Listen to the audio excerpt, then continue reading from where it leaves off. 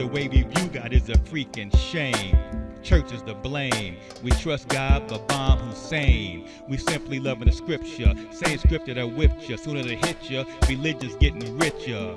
With that European version of Christ made into a picture. Our society's getting sicker and sicker and sicker. Like liquor, we are God intoxicated. Not to the true God, but the one the government created. Adult Life, Part 3. In the final chapter of Adult Life, we pick up where I'm in a mental ward in St. Francis Hospital, the hospital of my birth. I spent about 2 weeks or more in there. I really don't remember. Seeing the type of people that came through there, it taught me a lot, as some was in there just playing the game, and some really needed to be there. Upon my release, I was going to go see my son in Delaware, as I felt that was a part of my downfall. I bought a plane ticket, but I ended up not going and flushed the ticket down the toilet. I had planned to return to Milwaukee and return to my old job, but my family was against the move at that time. A woman I was seeing in Milwaukee, I saw her a few times as I visited her in Milwaukee. We were returning from a Chicago trip, and on I-94 in Wisconsin, a car cut us off, and I lost control of the vehicle. The car hit a grassy embankment, went airborne, and flipped, but landed back on its four wheels. Onlookers thought we were dead. From what a woman had told us, it looked really bad. We had a small child in the car. Luckily, she had her seatbelt on, as we all came away from that accident unscathed. I took that as a message from a higher power, showing me and telling me I'm not in control. He is. So get my life together. It's the year 2000 now, and I'm still depressed, just laying around in my mom's floor. Don't want to enter the workforce again. I have $80,000 plus interest to pay back in child support. I still have the weight of the world on my back as I beat myself up and still blaming everyone else at the same time for my downfall. During this time, my days will begin with me getting in my car, go to a parking lot, and just sit there all day. I think I did that for years. I tried working a job at G&D Distribution, but ended up nearly getting into a physical altercation with the supervisor, as they felt they could talk to you any kind of way. I got hired at Caterpillar, but I quit that job as well, as I was not ready or mentally ready to deal with the white men in their superior environment. Also, at the turn of the century, around the year 2000, I ran across a message board on the internet of the rap group Public Enemy, ran by Chuck D. And the fans had direct access to Chuck as he operated the message board. This was revolutionary at the time, as they were the first to have a digital downloadable album on the internet by way of computer. The fans came together and made an Enemy board album, 3 albums to be exact, as the quality got better as time went on. This actually helped me heal psychologically at that time.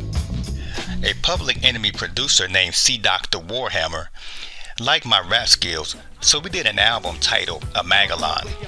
I coined the term from 2 words, amalgam and Babylon, meaning a mixture of destruction. On another level, it meant a white and black MC forming a cohesive tandem and just ripping shit over dope hip-hop beats. And on another level, it meant a new age and a new beginning for myself. From that point on, Amagylon was the foundation and premise of everything I would create from the year 2000 and up. My mom kept reiterating and telling me I had too much good in me to let go to waste. So one day, I went up to Jameson Playground, and a middle school basketball player and her younger brother were there shooting baskets. The playground at Jameson School. I was over there and saw a middle school basketball player. It was a white girl, with her younger brother, and we ended up playing 101, and that really woke me up because I thought this white girl would be afraid of me. You know, a black man just in the playground, you know, shooting baskets. You know how crazy the world is. We're out there just playing basketball, just me and her, and I'm rock bottom, no job, and just doing nothing. But that moment woke me up, and that got me to start 309 Sports for the girls, and just doing more stuff in the community for the children. In 2006, I met a woman over the summer at a temporary job.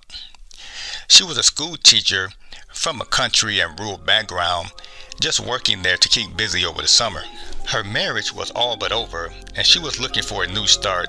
So we began dating and eventually ended up living together for the next 10 years. She wanted to move back to a small town, a country setting in Nebraska, where one of her daughters, her grandchildren, and her son-in-law lived. We ended up ending the relationship in 2016 as I wasn't willing to relocate to that area. Until I came to grips with life to stop making excuses for my dismal reality I had created for myself, I never thought of working in retail, but saw an ad in the paper for a temporary third shift remodeling team helper job at Walmart. Any pride that I had left was swallowed as I began working there in 2008. I had no car at this point, so my mother would drop me off and I would catch the bus home in the morning. My old friends saw me working there and they laughed their asses off.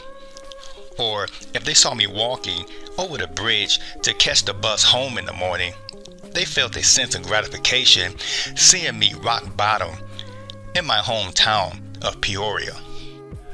Coming from a manufacturing background, I actually liked the environment at Walmart, and I can tolerate working there to pay off my debt and clear my name to the state and my son's mother and anyone else that felt I was a black piece of shit of a man.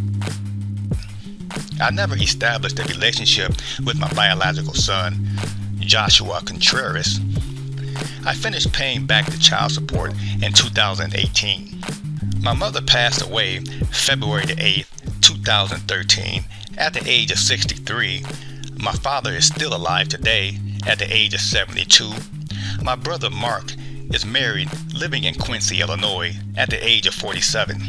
As for myself, I'm still working at Walmart and also the founder of the infamous but successful 309 Sports online video platform.